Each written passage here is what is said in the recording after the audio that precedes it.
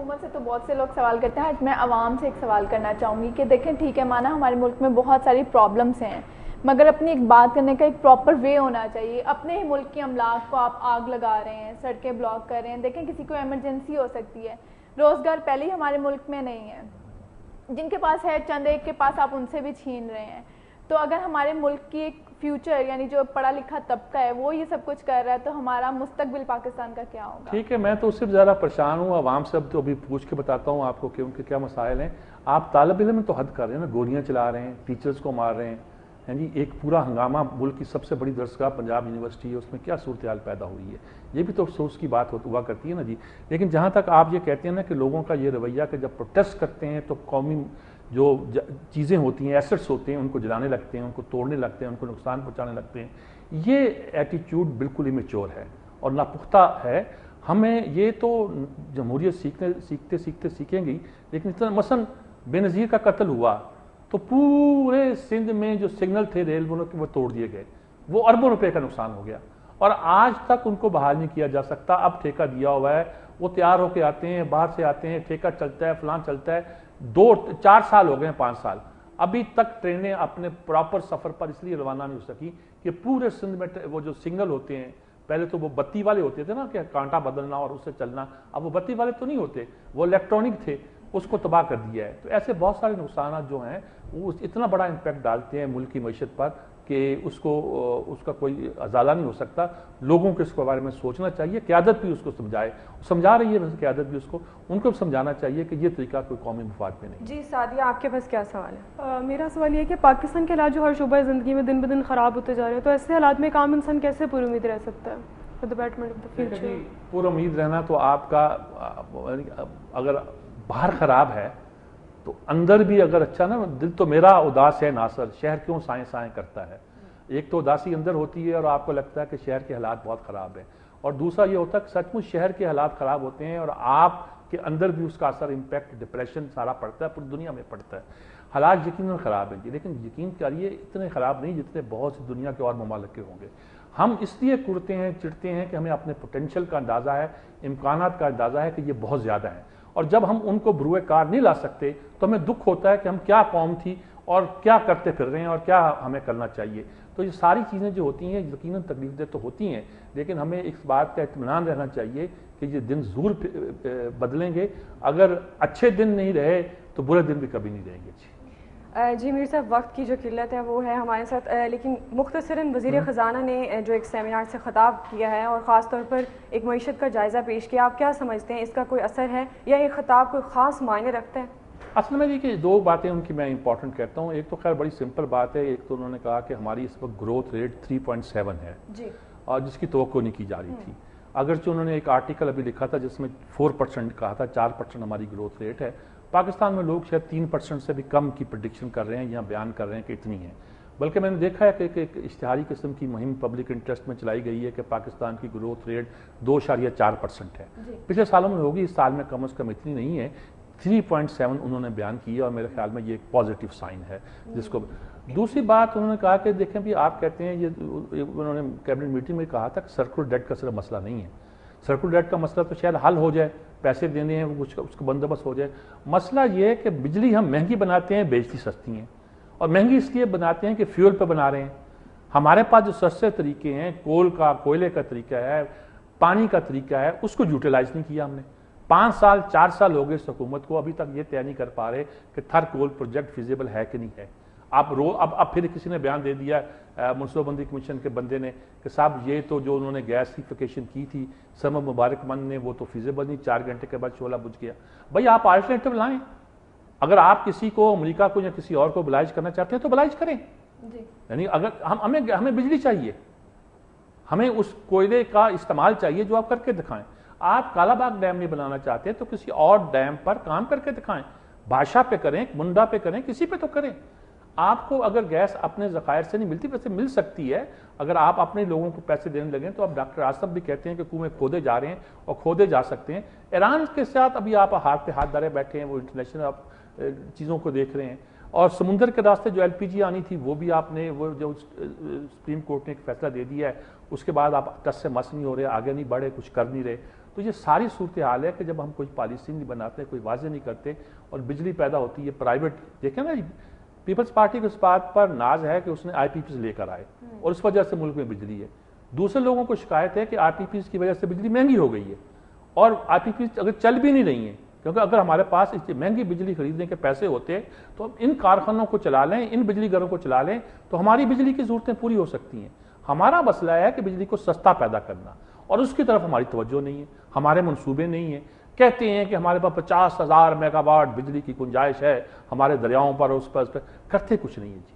جب تک ہم اس ٹیکنالوجی کو نہیں لاتے, آگے لے کے نہیں جاتے, اس وقت تک مسئلہ ہمارا حل نہیں ہوتا جی. اور اس وقت بھی 20 گھنٹے کی لوڈ شیڈنگ جو ہے وہ دوبارہ سے کی جا رہی ہے. جی کی جا رہی ہے اور اتنی لمبی چوڑی لوڈ شیڈنگ ہے کہ اس لوڈ شیڈنگ کے نتیجے کے طور پر ہماری صنعت تباہ ہو گئی ہے, ہمارا کاروبار لوگوں کا تباہ ہو گیا ہے, اعصاب جواب دے گئے ہیں, ایک طرح کی جھنجھناہٹ پیدا ہو گئی لوگوں میں.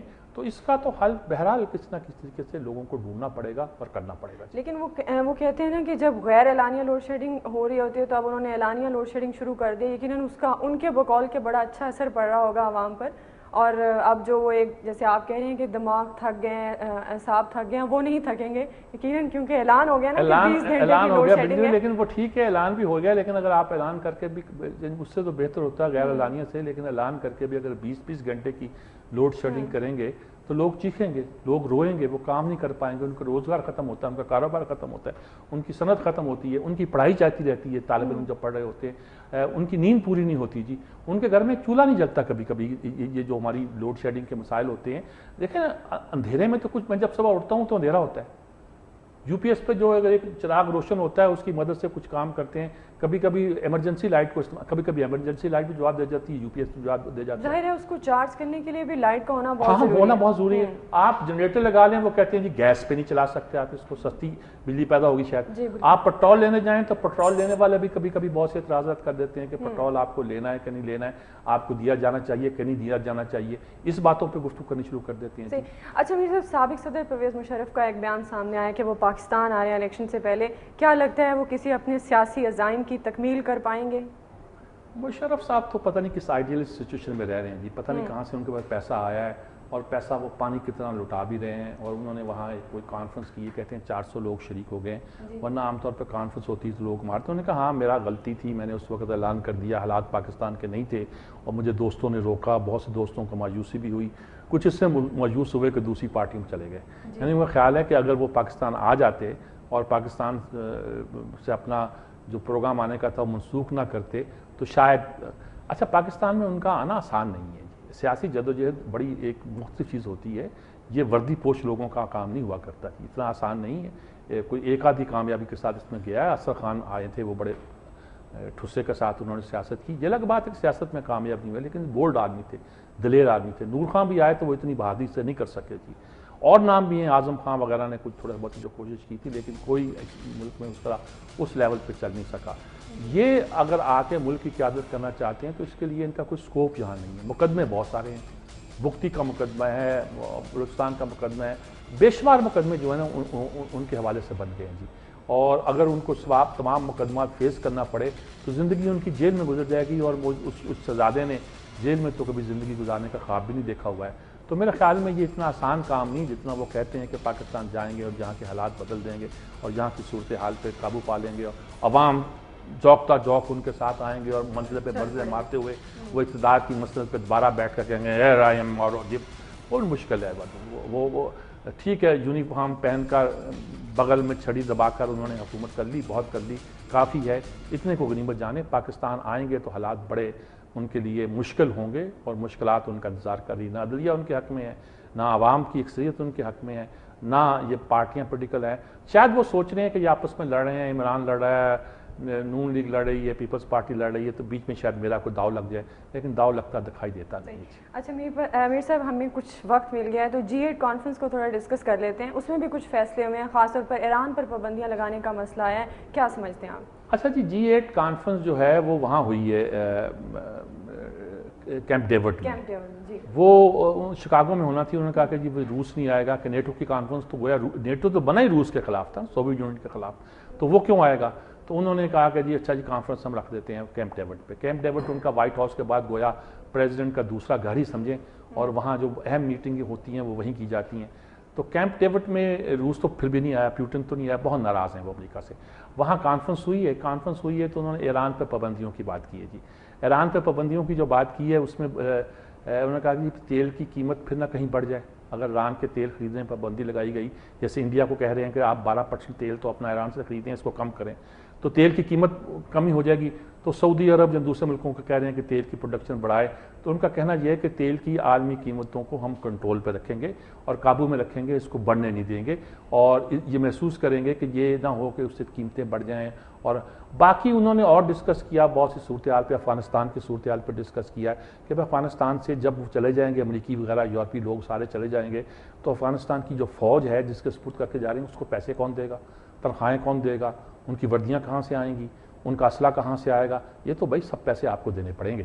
افغانستان کے پاس اتنا سرمایہ نہیں ہے معیشت میں کہ وہ اتنی لمبی چوڑی فوج جو ہے وہ رکھ سکے تاکہ کرزئی کی حکومت قائم رہے.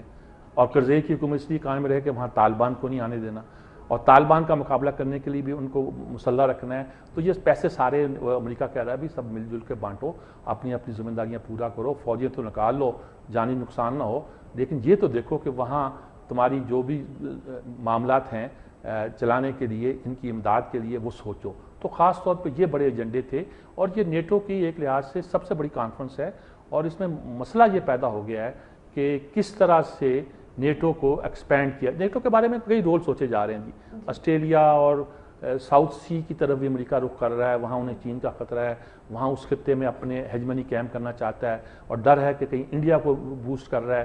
تو نیٹو کے کئی رول ہیں جو اس وقت پھیل رہے ہیں, اور یہ نیٹو اب یورپ کی تنظیم سے لگتا ہے کہ یہ کہ عالمی استعمار کی تنظیم بنتی جا رہی ہے جی. جی بہت شکریہ میر صاحب آپ کا, اور بہت شکریہ آپ کا ہمیں جوائن کرنے کے لیے. اس کے ساتھ ہی ناظرین آج کے پروگرام کا وقت ختم ہوا ہے, اور کل دوبارہ آپ کی خدمت میں حاضر ہوں گے. آپ کے فیڈ بیک کا انتظار رہے گا. ان اسٹوڈنٹس کی طرح آپ بھی شامل ہو سکتے ہیں, سوال کر سکتے ہیں, میر صاحب سے کچھ بھی جاننا چاہیں ملکی اور سیاسی حالات کے حوالے سے تو آپ ای میل کر سکتے ہیں. یقیناً اسکرین پر آپ ای میل ایڈریس جو ہے وہ دیکھ سکتے ہیں. اس کے ساتھ ہی اجازت دیجیے اور اپنا خیال رکھیے گا. انشاءاللہ کل آپ سے دوبارہ ملاقات ہوگی. اللہ حافظ.